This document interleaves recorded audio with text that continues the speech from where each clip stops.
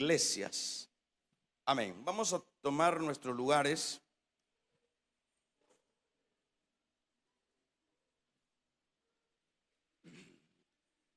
Y vamos a estar hablando o predicando en la idea: Dios llama a la iglesia para que tenga comunión con Él. Dios llama a la iglesia a que le abra la puerta para que tenga comunión con Él.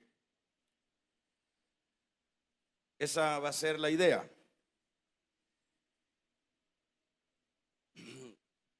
Las teologías, hay diferentes teologías, pero una de las teologías que se ha mantenido y que es apegada a la palabra,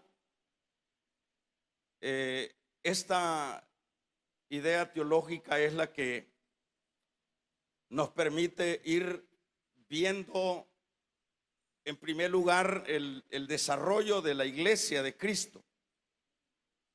Por ejemplo, cuando hablamos de teología, es decir, la teología arma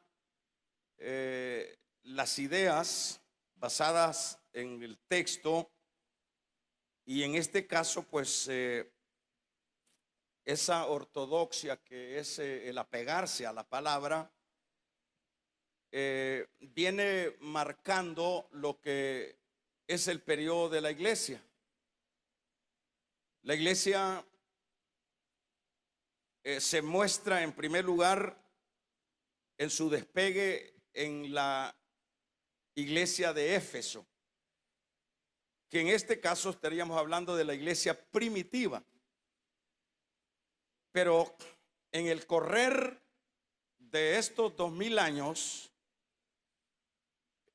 teológicamente se viene presentando las etapas de la iglesia, o la etapa de diferentes momentos de la iglesia, que son las que describe este capítulo número 3, incluso del 2 y el 3.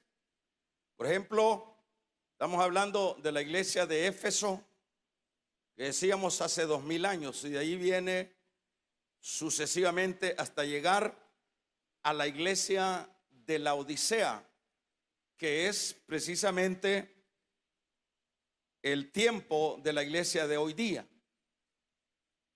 Es decir, que nosotros hoy pertenecemos a la última iglesia.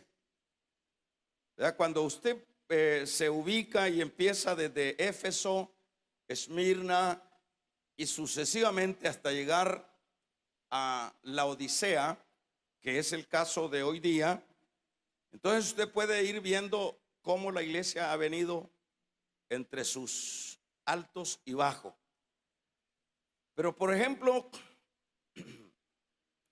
como decíamos, la iglesia de Laodicea es la última iglesia y es la que está representándonos a nosotros. Vamos a ir viendo y repasando cuáles son las actitudes de esta iglesia. Esta iglesia que, como decíamos, que antes de mantener la ortodoxia cristiana, es decir, los principios fundamentales de la fe cristiana, esta iglesia contemporánea ha venido tomando una ortodoxia totalmente distorsionada, es decir, fuera de lo que en verdad ya es el apegarse a la palabra estrictamente. Es que la palabra, es que la iglesia o Dios nos ha dejado la palabra a la iglesia para que la iglesia se mantenga ahí en la palabra, se mantenga en los principios de la palabra, se mantenga en la obediencia de la palabra. La palabra viene siendo como la brújula, como el mapa de la iglesia. Cuando usted o yo tenemos una brújula o un mapa, vamos a ir viendo por dónde es el camino que nos lleva a tal lugar. Entonces la Biblia está haciendo esa función. Pero cuando la iglesia no se apega a esa ortodoxia y se desvía de la línea del mapa, ya la iglesia ya tiene un problema. Y el problema que tiene es que ya va totalmente fuera de lo que ya Dios le ha establecido. Por ejemplo, pudiéramos hablar de la iglesia de hoy día, cómo ha tomado sus propias, diríamos, formas de adoración, por decir algo. Porque ya eso, en la palabra nosotros vamos a ver cuál es la manera como la iglesia debe de desarrollar su adoración a Dios. La manera como la iglesia va a desarrollar en ese particular la adoración a Dios debe de ser una adoración en el espíritu. Debe de ser una adoración para la gloria de Dios. Y entiéndase adoración, el culto que nosotros hacemos. Entiéndase adoración, todo aquello que lleva implícito lo que compone un culto. Las alabanzas, la predicación, la música, todo eso lo podemos ubicar nosotros como un espacio de adoración a Dios. Y por supuesto, dentro de lo que establece la palabra, ustedes o nosotros hemos leído allá en Juan capítulo número 4, cuando el Señor dice, conversa con la mujer samaritana y dice, hay un diálogo ahí con la mujer samaritana. La mujer samaritana dice que ellos tienen la verdad porque ahí tenía el pozo Jacob, y Jesús le dice que todo ya no es un asunto de lugares, sino que hoy, dice, es el tiempo cuando Dios busca verdaderos adoradores. Pero suma y dice que me adoren en espíritu y en verdad. Eso sería la ortodoxia de la adoración en espíritu y en verdad.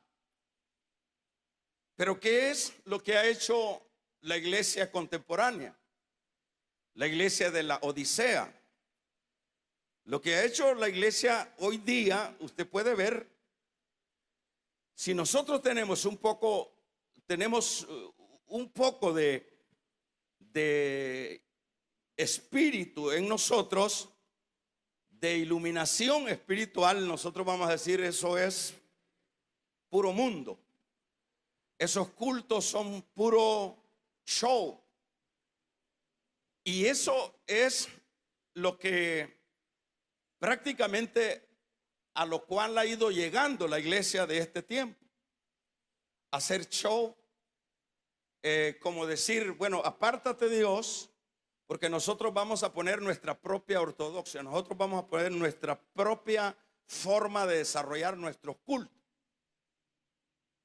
Y hay de casos a casos con respecto a ese punto, por ejemplo, de el celebrar un culto.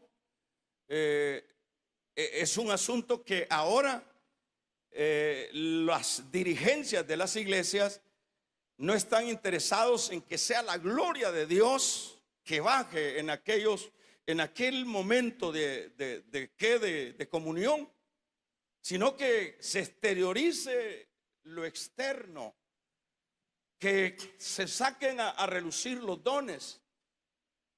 Diríamos sí, se saquen a relucir las exterioridades de las capacidades, el profesionalismo. Es decir, todo eso es en lo que está esmerando la iglesia de hoy día, en las músicas. Por ejemplo, ahora ha ido cambiando a la música electrónica porque eso llama jóvenes. ¿Y qué es esa música electrónica? Usted puede escuchar a la iglesia, a las mega iglesias de hoy día, que es un asunto que realmente no tiene cola ni cabeza. Es una cosa espantosa, pero como eso es lo que quiere, como lo que quiere la iglesia de hoy día es llenar los locales, y eso pues es lo que le llena el ego. No están interesados que esa membresía crezca en el conocimiento de Dios, que esos que están ahí, que conozcan a Dios, que no conozcan a la iglesia, sino conozcan al Dios de la iglesia. O sea, las dirigencias no están interesados en eso, están interesados en otros asuntos, en la imagen. Usted ve cuánto pastor narcisista nosotros tenemos ahora, que da miedo, da asco ver cómo hermanos, se exhiben, cómo se esmeran por su imagen y sucesivamente. Esa es la iglesia que tenemos ahora.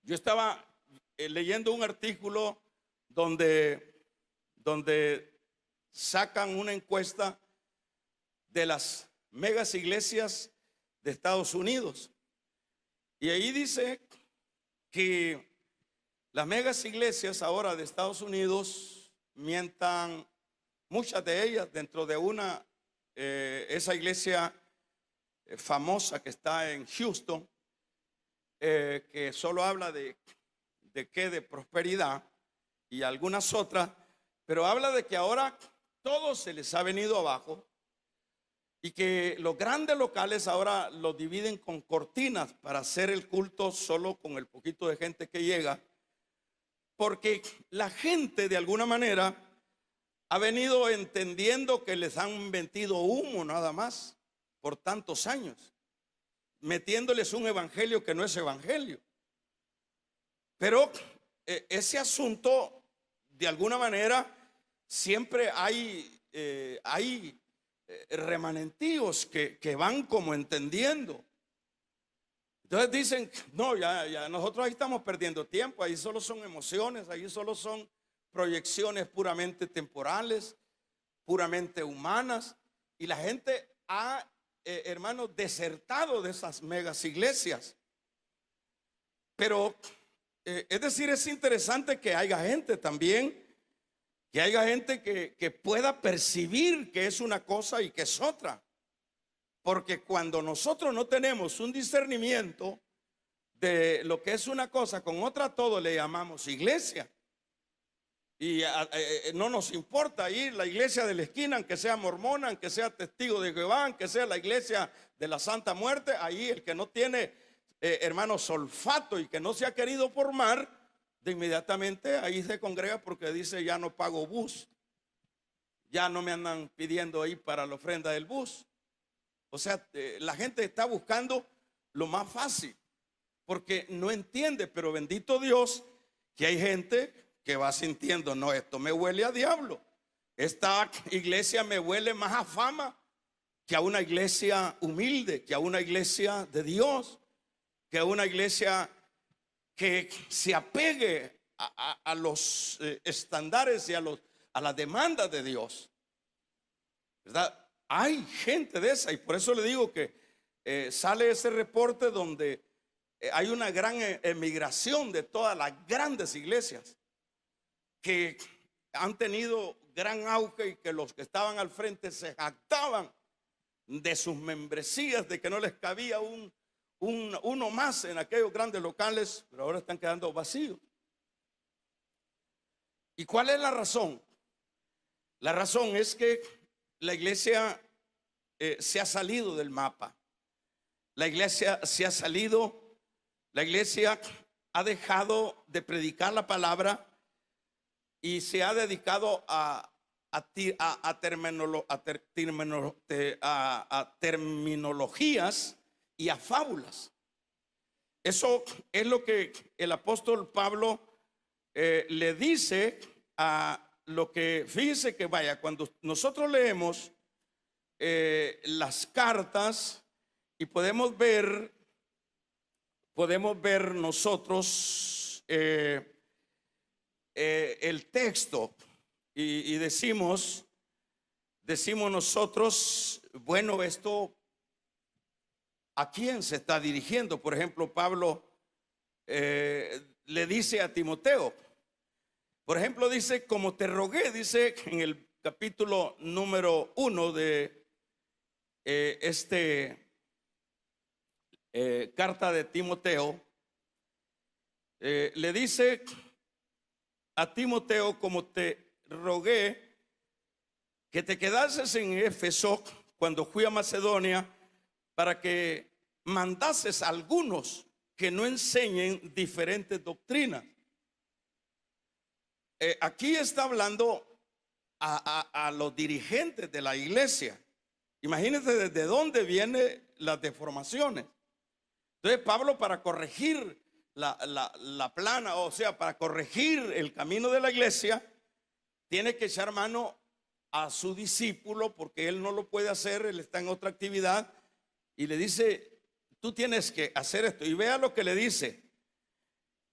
Dice que están enseñando diferentes doctrinas, es decir, otra ortodoxia. No es la ortodoxia cristiana. Ni presten, dice, atención a fábulas y genealogías interminables que acarrean disputa más que edificación de Dios, que por tanto es un asunto de fe, ¿verdad? Pues el propósito de este mandamiento es el amor nacido de corazón limpio y de buena conciencia. Es decir, el propósito del evangelio o del mandamiento es que el creyente avance en un corazón limpio, en amor, en asuntos puramente apegados a lo que Dios pide o a lo que genera el nuevo nacimiento. Pero dice Pablo que están predicando fábulas y asuntos interminables que lo que resultan es en disputa. Es decir, que en eso se ha convertido la iglesia contemporánea, en quién es la más grande, en quién tiene los mejores edificios, en quién tiene la mejor manera de predicar, quién tiene la apariencia más significativa dentro del aspecto puramente secular. Es decir, la iglesia de hoy día no se está preocupando por lo que en este caso sería, hermanos, el guión de lo que es la iglesia de Cristo. Por ejemplo, fíjese lo que también dice en el versículo 3 del capítulo número 4 de Timoteo también.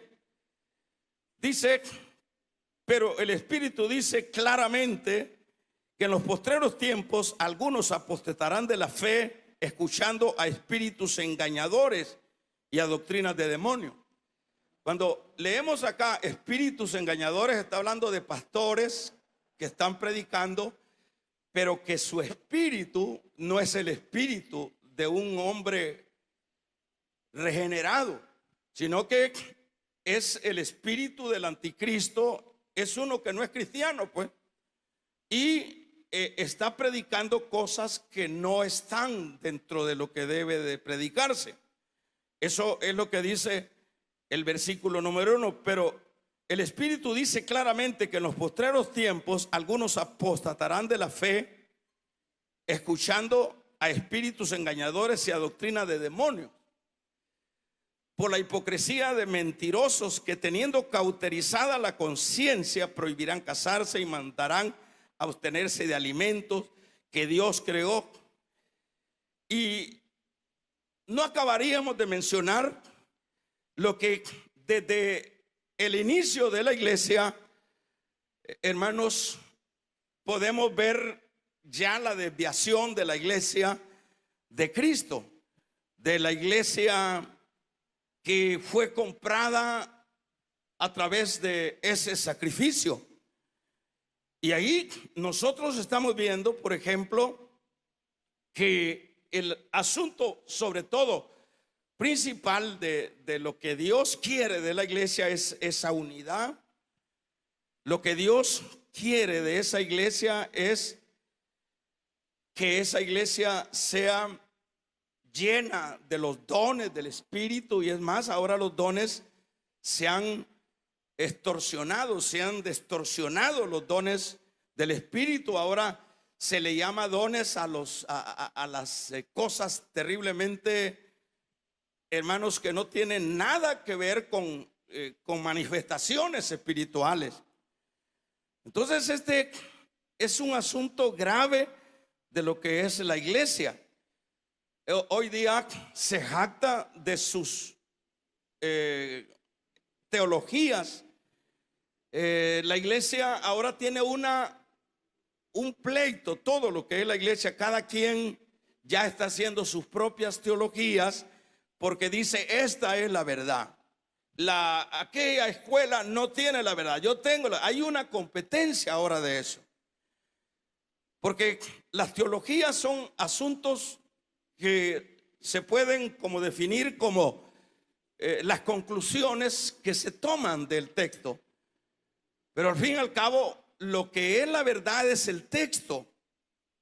Eso es lo que debe de prevalecer. Pero vamos a ver, por ejemplo, vamos a ver también, tienen, dice, apariencia de piedad, pero la niegan, dice, niegan esa eficacia de esa apariencia de piedad. Este es como una radiografía de lo que es la iglesia. Eso pues lo dice Pablo en la segunda carta de Timoteo 3:5. Vamos a ver, en este sentido es que la iglesia ya no ha querido depender de la guianza del Espíritu, de la presencia de Dios, y de esa manera es como le ha dicho a Dios: salte. Nosotros vamos a desarrollar nuestra propia forma de cultos, nuestro propio evangelio. Y es en esa idea donde pues el Señor ha quedado afuera, donde el Señor ya no es el cabeza de la iglesia, ya no. Ahora pues Él está a un lado. Ahora vamos a ver que, hermanos, en el verso 20, que es lo que leíamos, vemos que ya para ir finalizando el tiempo, porque eso es lo que también tenemos que tomar muy en cuenta dentro de lo que podemos ir entendiendo, que como la idea es que la iglesia de la Odisea es la última iglesia. Y cuando estamos hablando de la última iglesia es porque esa es la iglesia que va a experimentar si está dentro el rapto, o es la iglesia que por estar afuera o por ver sacado al Señor va a ser una iglesia que se va a quedar. Entonces vemos al Señor que al ir terminando el tiempo, por ejemplo, ahorita nadie puede discutir que estamos en los tiempos últimos. Una de las señales que estamos en los tiempos últimos es allá en Mateo 24:12, si no estoy mal, dice, porque en los tiempos finales el amor de muchos se enfriará. Aparte de un montón de señales de que estamos viviendo el tiempo final, que estamos viviendo los últimos días. No hay espacio para que la iglesia siga otros 1000 años acá. Es imposible eso. Todo tiene, dice Eclesiastés, su tiempo. Todo tiene su hora. Todo está diagramado dentro del plan de Dios. Entonces, antes que esto suceda, que está por darse, vemos al Señor, en este caso, llamando a la iglesia. Eso es lo que nosotros vemos acá. Llamándole porque el tiempo de la gracia está finalizando. ¿Por qué se entiende así? Porque a partir del capítulo 4, que es el que vamos a seguir estudiando del Apocalipsis, usted ya no encuentra en ninguno de esos capítulos a seguir la mención de la iglesia. O sea, ya no existe la iglesia, excepto hasta cuando aparece allá en 19:7, donde llega el momento de la boda del Cordero. Pero ya de ahí ya no se menciona la iglesia. Por eso es que ya del capítulo 4 empieza otra fase. Pero ya la iglesia, ya el Señor nos manifestó en estos capítulos 2 y 3 cuál es el comportamiento de la iglesia, y al final del 4 la iglesia se la lleva y empieza el periodo de lo que ya nosotros conocemos y que la Biblia dice que es el periodo de la gran tribulación. Entonces, pero antes que llegue ese momento, el Señor, hermanos, llega a la puerta de la iglesia, que es lo que dice el versículo número 20. Imagínense qué amor el de Dios. Y ese amor de Dios nosotros lo podemos ver manifestado, por ejemplo, con Israel. Israel, todo lo que Dios ha lidiado con ese pueblo, pero nunca se ha dado por vencido Dios, y Dios lo ha disciplinado, lo ha exiliado, ¿qué no ha hecho? Y luego lo ha restaurado. Y en este caso, que es el caso de la iglesia, el amor de Dios lo vemos acá, que como con todo ese modernismo de la iglesia de hoy día, todo ese montaje puramente humano, todas esas cosas puramente que no tienen casi nada de Dios, pues no tienen nada de Dios, ¿verdad? Porque son cultos casi paganos, de exhibicionismo. El Señor lo sacaron fuera, pero como ya es el tiempo final, el Señor llega a la puerta de la iglesia, que es lo que vemos en el versículo número 20, y dice: aquí yo estoy a las puertas. Está a las puertas ¿de dónde? De la iglesia. Aquí dice: yo estoy a las puertas. ¿Cuánto hace que sacamos a Dios de las iglesias? ¿O cuánto hace que sacamos a Dios en lo personal de nosotros? Porque dentro de las iglesias también hay un montón de gente que no tiene ya a Dios. Entonces vemos el amor de Dios que dice: aquí yo estoy a la puerta de la iglesia y llamo. El primer grito que hace Dios es en la puerta de toda la iglesia: y llamo. Pero luego el Señor dice también, dice: yo estoy a las puertas y llamo. Pero luego se dirige individualmente para cada uno de los que están en la iglesia. Y dice: si alguno, aquí ya es individual, si alguno oye mi voz y abre la puerta, es decir, ya en este caso ya está hablando ya en lo personal de la persona misma. La iglesia en lo general está en la puerta y le hace el llamado, pero también dice, pero si alguno oye mi voz y abre la puerta ya en lo personal, luego dice, yo entraré y cenaré con él y él conmigo. En este caso, es importante que lo que podemos destacar acá es el amor de Dios. Porque Dios siempre, hermanos, no hay que ver el evangelio tan fácil como muchas veces lo está viendo la iglesia de este tiempo. La iglesia de este tiempo es bastante superficial.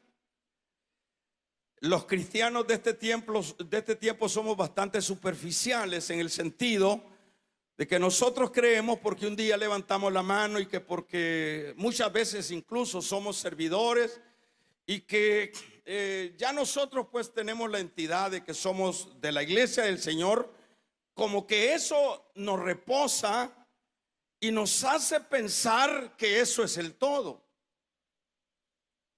Pero es un error, porque el trasfondo de la vida espiritual no es un asunto superficial.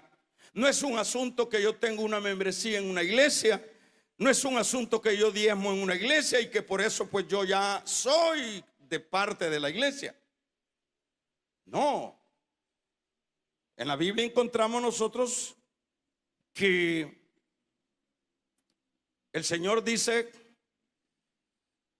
que llegarán algunos que le dirán, Señor, en tu nombre hicimos esto y esto y esto y esto. Es decir, gente que se destacaba, que los veíamos haciendo milagros. Por ejemplo, los milagreros de hoy día, todos esos que comercializan el evangelio, vengan y den no sé cuánto y Dios lo va a sanar. Lo hace porque el diablo los usa y se dan las cosas. Y ese tipo de gente llegará y le dirán, Señor, mira lo que hicimos ahí, mira, hablábamos lenguas, mira esto y todo eso. Y entonces, ¿cuál es la respuesta del Señor? Le dice, apartados, que yo no los conozco. Eso nos hace ver a nosotros que la vida espiritual no debe de ser superficial. Por ejemplo, esos que hacen esas cosas y que manifiestan esa supuesta vida espiritual con milagros y con apariencia de piedad, pero el problema es que Dios no puede ser burlado. El problema es que las radiografías de Dios no fallan. El problema es que es lo mismo que podemos ver en el caso de Saúl. Saúl le dice, ¿hiciste lo que se te mandó? Le dice el profeta, sí, claro, todo lo hice al pie de la letra. Sería como una pregunta, ¿usted, hermano, es creyente? Hermana, ¿usted es verdadera creyente? Claro, no me ve que vengo todos los cultos, pues. Y no me ve pues que canto, y no me ve pues que esto y lo otro. Y ese berrido de esa vaca, ya eso es otra cosa. Y ese berrido y eso que andan diciendo de ti y esa actitud de ti. Por eso digo, la vida espiritual no debe de entenderse tan fácil. La vida espiritual, dijo Cristo, el que quiera seguir en pos de mí tiene que tomar su cruz. Uno, negarse, tomar la cruz. ¿Y qué más? Y seguirlo. 3 cosas. Tomar la cruz, negarse, tomar la cruz y seguirlo. 3 cosas. Pero preguntemos si la iglesia está haciendo eso. Si toma la cruz, no, si no hay bus, no viene la iglesia, no vienen al culto. Imagínense qué iglesia la que tenemos ahora. Imagínense que si ya el pastor ya no viene, ya la iglesia no viene porque andan siguiendo al pastor. Al pastor no hay que seguirlo, hay que seguir al pastor de pastores. Él es el Dios que hizo, hermanos, la obra en su iglesia. Nosotros no podemos poner los ojos en nadie. Entonces se toma muy superficialmente la vida espiritual.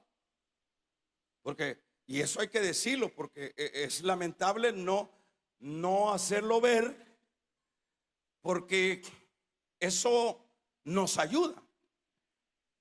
Si nosotros pudiéramos ir viendo primeramente todas nuestras deficiencias en lo personal, si fuéramos sinceros y nosotros empezáramos a ver, ala, yo aquí no saco cero, aquí no saco menos cero, y aquí estoy mal, y aquí yo no estoy en el guión de la ortodoxia de Dios. No, aquí estoy. Si fuéramos sinceros, pero como nunca queremos hacer autoexámenes, y ahí nos estamos envejeciendo y estamos esperando al Señor. Y cuando hay guerra, decimos, ya viene Cristo, ya me voy con Cristo. Ahí te vas a estar, María. ¿Verdad? Que es así de fácil. No, el que quiera seguir en pos de mi cruz significa sacrificio. Vamos a regalarle ofrenda de palmas al Dios de la gloria. Entonces, ¿qué es? ¿Qué es lo que estaríamos viendo acá con esta iglesia? Pero lo lindo es que como realmente no despierta uno, no se examina uno, a veces uno tiene su propia justicia. Entonces viene el Señor, obviando todo eso, dice, bueno, estos están dormidos. Es mi iglesia. Voy a ir a la puerta a tocarle caballerosamente. Él se puede meter en el corazón de uno, pero ¿para qué se va a meter Dios en mi corazón lleno de lo que no es lo de Él? Es como que nosotros nos metamos a una cloaca. ¿Cómo se siente uno ahí en una cloaca, ¿no? Horrible. O sea, es como que el Señor se meta en una cloaca de un corazón supuestamente de Dios. No soporta eso. Pero en su misericordia Él se acerca a la puerta de esa iglesia. Y en ese momento el Señor le dice, yo estoy aquí en la puerta. ¿Por qué está en la puerta? Porque ya es el tiempo. Ya es el tiempo, como dice el libro de Cantares. Ya es el tiempo cuando la tortola va a dar su canto. Quiere decir cuando ya viene el verano, ¿verdad? Ya es el tiempo. Está diciendo, yo aquí estoy, te he estado observando, te he estado viendo, y he estado viendo que eres una iglesia apóstata, que eres una iglesia que ha sido por otro lado, pero aquí estoy en la puerta y llamo. General.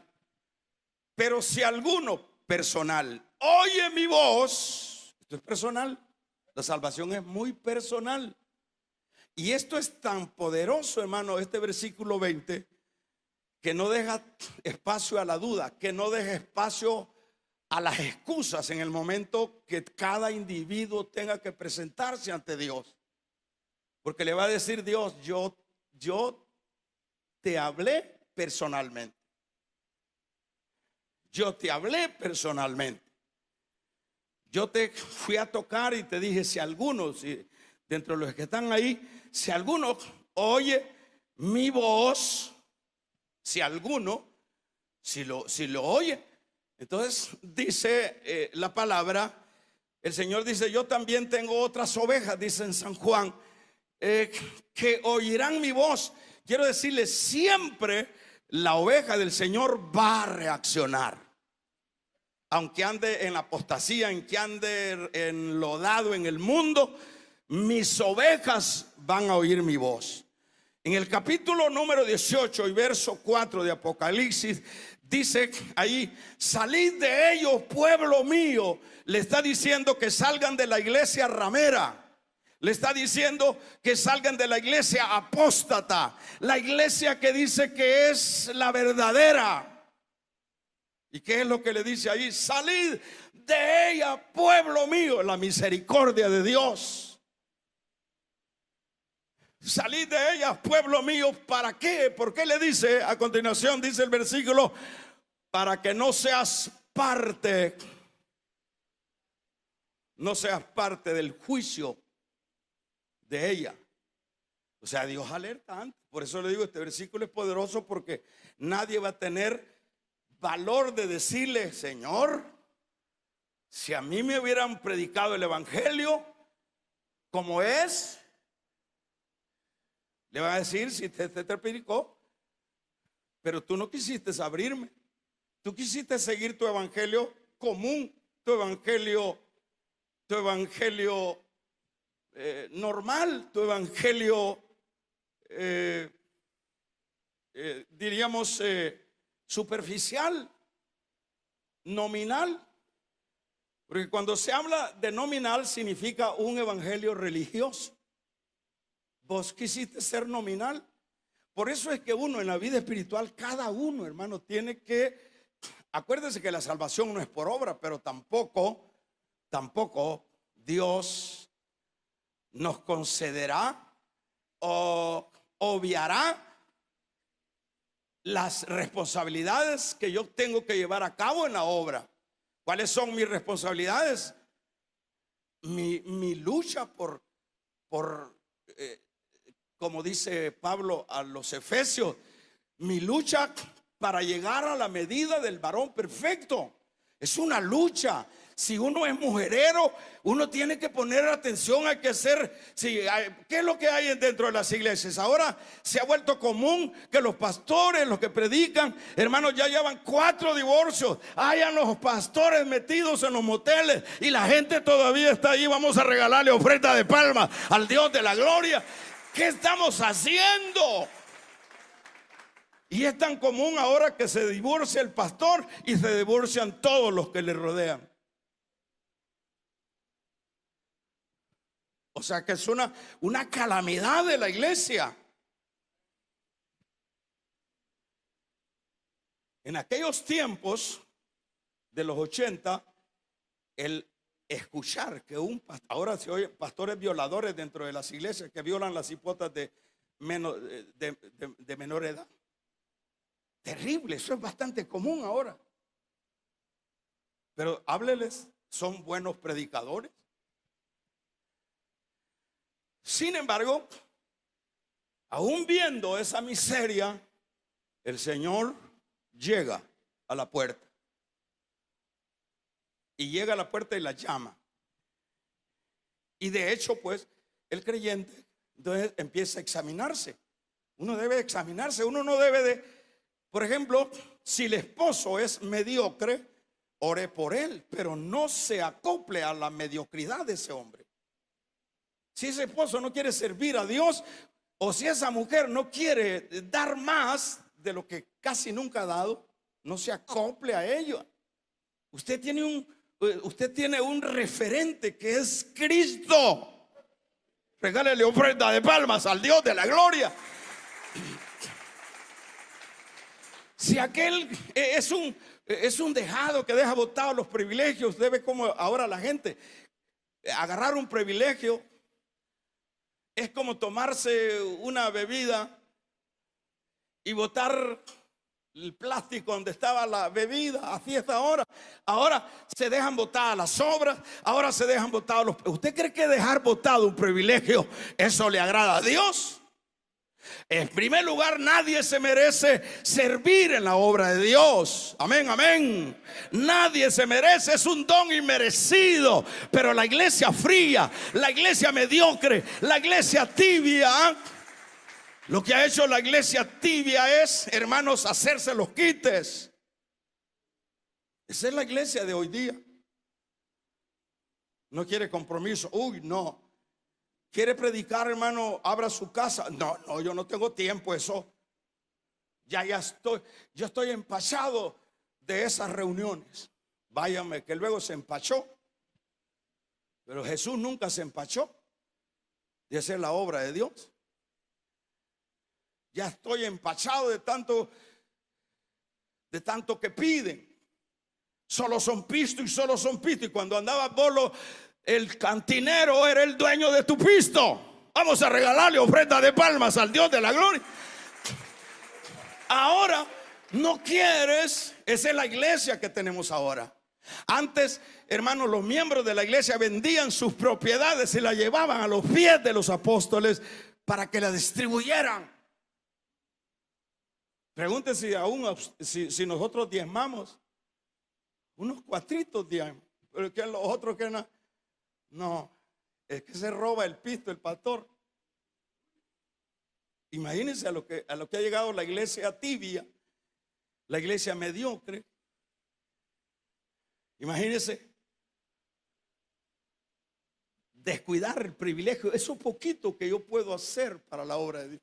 Descuidar eso poquito es grave. Estoy grave. Pero, ¿qué es lo que nosotros vemos? Lo que nosotros vemos es ese amor de Dios. Ese amor de Dios que llega a la puerta. Y llega a la puerta a tocar el dueño del cielo, de la tierra y de todo, llega a la puerta. Y le dice: yo estoy a las puertas, iglesia. Yo estoy a las puertas. Es el tiempo que la tortola canta. Yo estoy a las puertas. Y también si alguno de los que pertenecen a esa iglesia fría, tibia, apóstata, oye mi voz y me abre, yo entraré y cenaré con él y él conmigo. ¿Qué quiere estar diciendo eso? Vuelvan a la comunión. Vuelvan de donde andan perdidos. Vuelvan a comer conmigo. Vuelvan comunión. Cena es igual a comunión.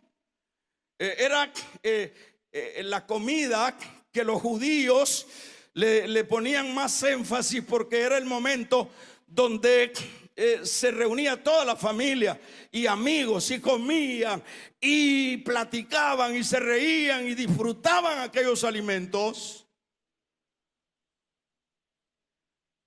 Entonces el Señor toma eso y dice: si tú me abres, yo entraré. Si no me abres, ajá. Mire qué tremendo. Mire cómo es Dios. Dios es tan, como se dice, tan caballero, que la gente oye la palabra y no cambia. Si tú no quieres cambiar, dice, no hay problema, pero yo te estoy tocando. Si me abres, yo voy a entrar y voy a cenar contigo, y tú vas el honor, el privilegio de cenar con el Señor. Ahora no vaya a pensar que es una cena literal. Aquí está hablando comunión. ¿Qué significa estar en comunión con Dios? Porque cena es igual a comunión. ¿Qué significa estar en esa comunión con Dios? La Biblia dice que donde Dios está, dígalo de más usted. Tampoco. Donde Dios está, no me quiere ayudar. Donde Dios está no falta nada. A donde Dios está hay armonía. Donde Dios está hay paz. A donde Dios está, el lenguaje y el idioma es cielo, cielo, cielo. No son business, no son habladuría, no son chismes. Cielo, cielo, servicio, entrega. Vamos a regalarle ofrenda de palmas al Dios de la gloria. Mis ovejas oyen mi voz, y él pega ese grito: si alguno oye mi voz y me abre, yo entraré. De lo contrario no entro. De lo contrario yo paso de largo. Así es Dios. ¿Para qué quiere Dios gente a la fuerza en el cielo? Se dice que la gente que va a caer en el infierno, y vayan a imaginaciones, ¿verdad?, de algunos, y que si a esa gente se les dice: te vamos a llevar al cielo para que no sufras acá, esa gente va a decir, no, yo no quiero ese cielo, ese ambiente a mí no me gusta. Es que yo quiero mundo, mundo, mundo, mundo. Hay gente que el ambiente de ellos no es iglesia, sino mundo, mundo, mundo. Entonces esa gente dice, no, yo prefiero seguir aquí en esta miseria de este infierno que irme para el cielo, porque allá se dice por ahí que solo cantando viven, que solo adorando. No, y aquí no, es mundo, mundo.